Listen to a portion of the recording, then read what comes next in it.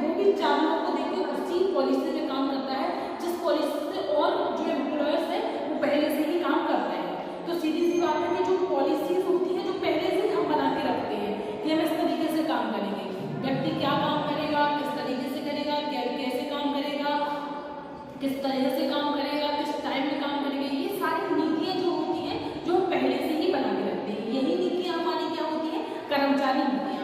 और जो हम नीतियाँ बनाते हैं वो केवल हम कर्मचारी के लिए ही बनाते हैं, तो ये हमारी कर्मचारी नीतियाँ कहलाती हैं।